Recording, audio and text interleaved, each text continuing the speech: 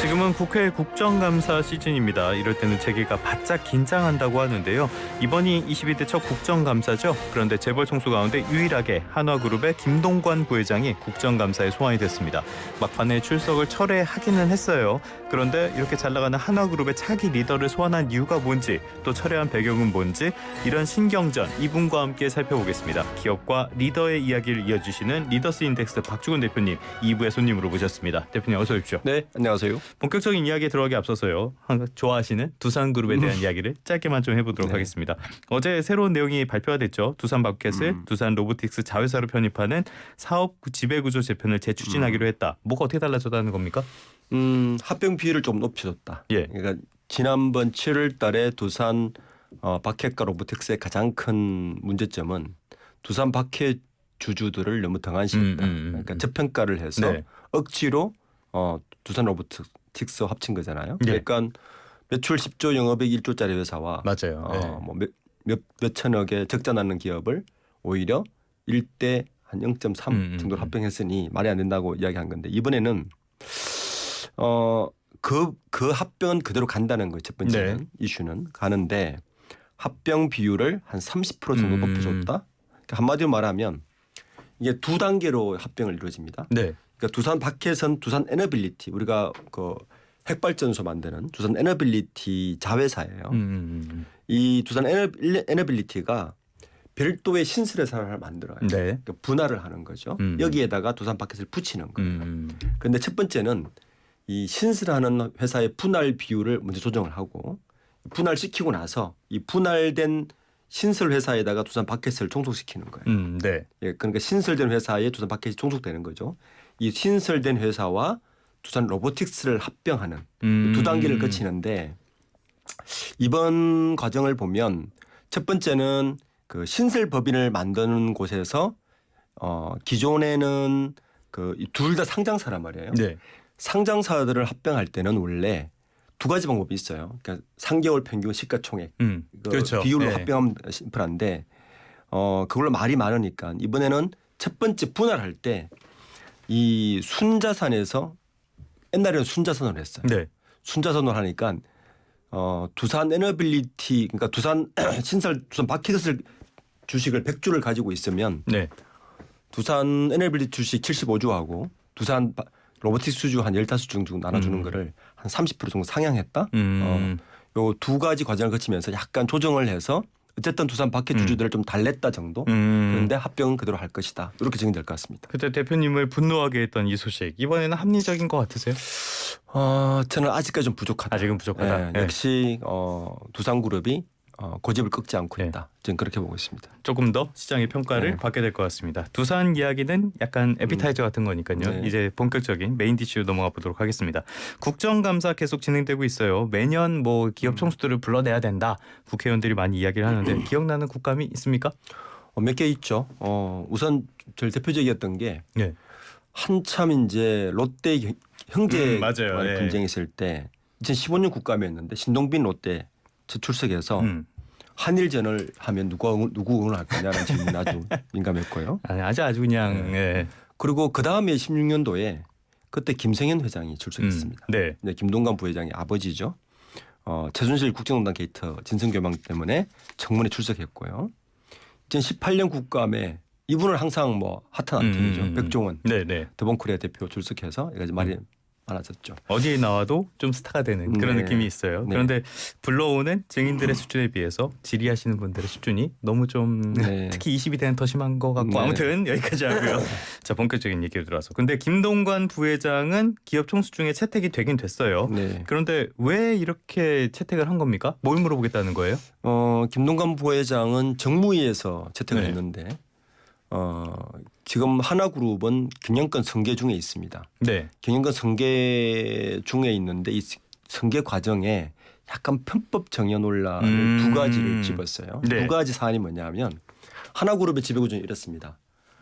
그 재밌게도 10대 그룹 중에 지주회사 중에 사업 지주를 갖고 있는 회사는 하나가 유일해요. 이게 무슨 말이냐면 LG나 예를 들어서 뭐 주 롯데나 이런 그룹들은 지주회사는 말 부르고 페이퍼 컴퍼니예요. 뭐 지주회사는 그 자회사들의 지분을 들고 있고 그렇죠. 사업을 배당 하지 수익만 않고 받는 배당 수익이나 뭐 상품권 수익만 받는 구조인데 그렇죠.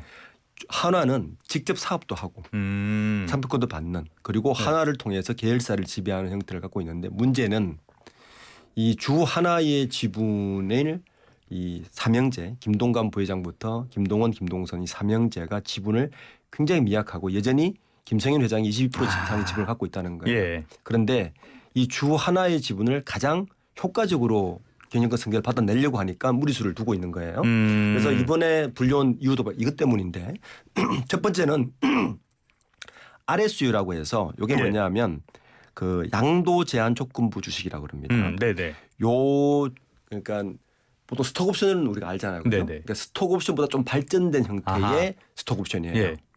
요 주식을 급여 외에 인센티브로 주면서 주 하나의 지분을 조금씩 준 거 아니냐라는 게 첫 번째 의혹. 그런 식으로 네. 약간 편법을 쓴 것이 아니냐. 예. 네. 두 번째는 이 하나그룹은 이 삼형제에게 경영권 승계를 하기 위해서 비상장 계열사 하나를 계속 키우고 있어요. 네, 그 네. 기업이 뭐냐면 한화에너지입니다. 한화에너지. 네. 예. 한화에너지는 비상장 계열사인데 김동관 부회장이 50%, 나머지 두 동생이 25%, 20%, 100%짜리 비상장 계열사인데 예. 이 한화에너지가 최근에 원래 주 하나의 지분을 공개 매각을 했는데 그 공개 매각한 지분 14%를 주 하나에너지가 다 사들였습니다. 이거 주려고 일부러 그런 거 아니냐라는 네네네. 의혹이에요. 이 두 가지를 직접 물어보겠다라고 해서 출석 요구를 한 거죠. 그러니까 승계 과정에서 이 두 가지 정도 방법을 이용해서 약간 편법을 쓴 것이 아니냐 이런 의혹을 캐묻기 위해서 증인 신청을 했다. 그런데 결국에는 의원 쪽에서 증인 출석 신청을 철회를 했다고 해요. 네. 이렇게 뭐 막판까지 결정이 잘 안 됐었나 보죠. 뭐 논란이 많았나 봅니다. 이게 이제 되게 재밌는 건데 일반적으로는 이제 오늘 총수 일가를 부르면 해외 출장이다. 보통 그렇죠. 3일 전에 불출석 사유서를 내야 되는데 여기 재밌게도 이제 21일 날 원래 출석일인데 3일 전 지난주에 하나오션의 그 대표가 네네. 그 유명한 그 우리가 셀카. 셀카 논란이 있었습니다. 이게 굉장히 곤란한 상황이 됐어요. 그래서 불출석 사유서를 제출하지 않았어요. 네. 그래서 출석하나 했는데 바로 하루 전에 그 정무위 여당 간사죠. 강민국 경남 진주월 의원이신데 이분이 직접 스스로 처리한 게 아니라 이분이 처리를 해줬어요. 그러니까 이유가 뭐지? 이렇게 된 거죠. 네, 그래서 본인의 처리 신청도 하지 않았는데 여당 간사가 직접 처리를 해줬습니다. 네. 무슨 일이었을까요? 뭐 여러 가지 이유가 있겠지만 대관을 잘하셨나? 뭐 여러 가지 뭐 상상을 해볼 수 있죠. 네.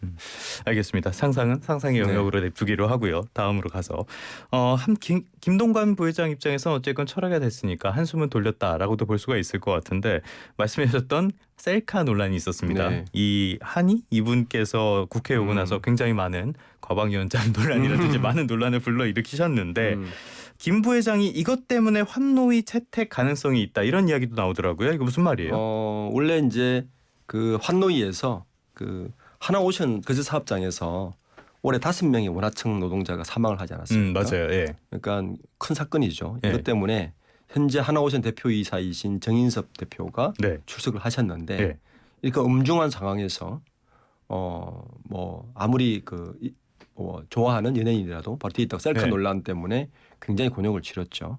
곤욕을 치러야죠 이건. 그래서 뉴진스 한이 셀카를 찍으면서 치르면서 그 이제 대표이사는 아니에요. 정인섭은 하나오션 그제 사업장 사장이고 그래서 하나오션의 김희철 대표이사가 사과를 했죠. 그러니까 그 다음 주 월요일 날 그 김동관 부회장의 출석이 예정돼 있는데 이런 사건이 터졌으니까 빠른 시간에 사과를 했죠. 그래서 환노위에서도 이 정도면 약간 뭐 이건 너무 국민을 불편한 게 아니냐, 불편하게 한 게 아니냐라는 입장에서 김동관 부회장도 출석해야 되는 거 아니냐까 이야기 나왔었는데 약간 에피소드로 끝난 것 같습니다. 알겠습니다. 이분께서 당연히 좀 혼날 일을 하긴 했지만은 이걸로 부회장까지 호출하는 게 그건 조금 너무 간 것 같다라는 생각도 들고요.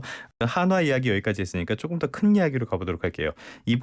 지금까지 국감 지금 반환점은 넘었죠. 25일까지인가 그러니까 국감에 출석한 그룹 총수가 한 명도 없었어요. 네. 총수들은 아까도 말씀을 하셨지만은 국감에 나오기가 굉장히 싫을 텐데 그렇게 싫을 수밖에 없는 이유 물어보십니까? 한 예를 들어두면 지난 8일에도 예. 국정감사에 정인한 모 기업 대표가 10시간 기다려서 2분 인터뷰가 왔어요. 네. 보통 참고인 예. 정인으로 오면 그러니까 이제 총수들이 오면 똑같은 상황이 겪는 거죠. 그리고 그 짧은 시간에 사실은 뭐 정책의 날카로운 질문보다는 국회의원들이 그런 것 같아요.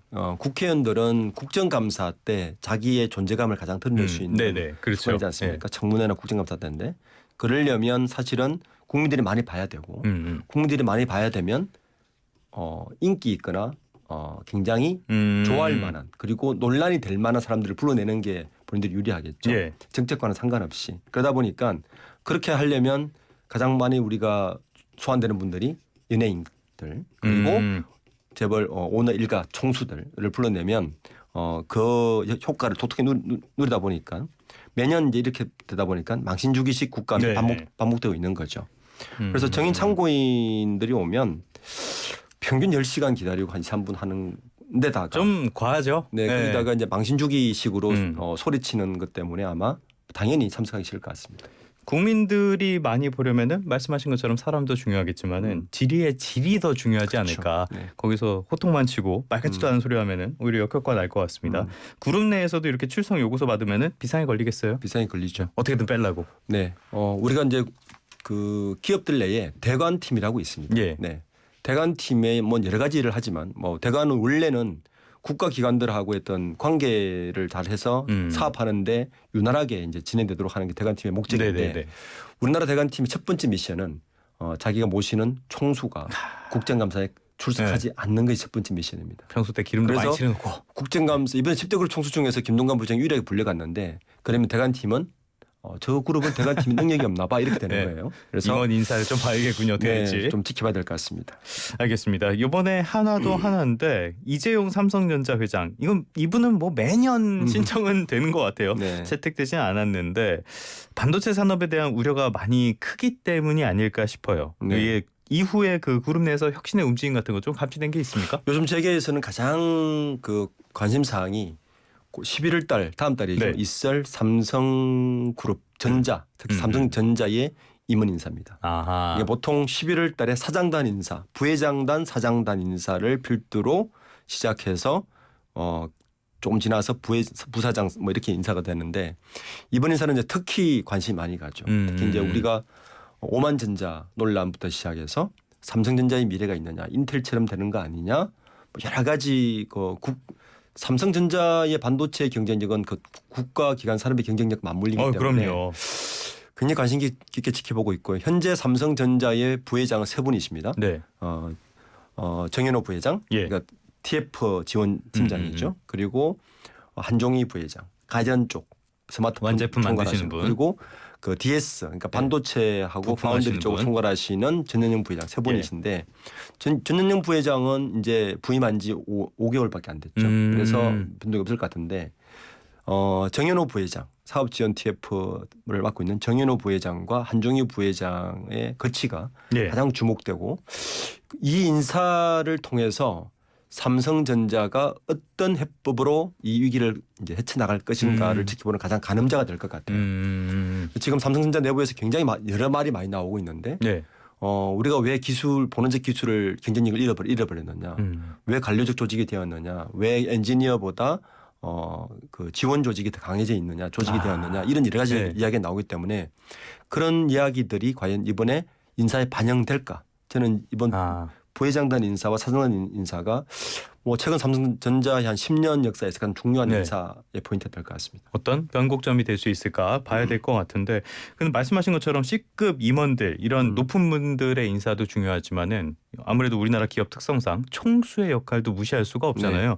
근데 저희가 방송 시작 전에 약간 잡담하면서 쇼맨십이 너무 과해도 안 되지만 너무 존재감이 없다 이런 얘기를 했었는데 이재용 회장께서는 존재감이 잘 안 보인단 말이에요. 이건희 선대회장 4주기 또 취임 2주년 맞아서 어떤 메시지가 나오지 않을까 이런 전망도 나오는데 대표님은 어떻게 보십니까? 저도 몇 번 이야기를 했습니다. 예. 지난해에도 회장 취임 1년쯤 됐는데도 침묵하셨거든요. 맞아요. 예. 그건 지금 그때 침묵의 이유는 사법 리스크가 있기 때문에 침묵을 이렇게 이야기를 했어요. 근데 생각해 보면 우리가 그 유명한 1994년 이건희 회장의 프랑크푸르트 선이라고 하는 마누라 자식 빼고 다 바꾸라는 예. 선언이 있죠. 그 정도 급은 아니지만 지금쯤에 메시지를 내놔야 될 때가 아닌가. 지금 다음 주죠? 네네. 네, 다음 주면 취임 2주년인데 맞아요. 27일. 지금도 침묵한다면 이재용 회장이 가리키는 삼성전자의 방향은 무엇인가에 대한 답을 해야 될 때가 아닌가. 예. 이제 침묵할 때는 끝났다. 저는 이렇게 보고 있습니다. 예, 시장이 조금 신호를 줄 필요가 있겠다. 네. 알겠습니다. 지금까지 박주근 리덕스 인덱스 대표와 함께 두산 한화 그리고 삼성의 위기까지 살펴봤습니다. 오늘 말씀 고맙습니다. 네, 감사합니다.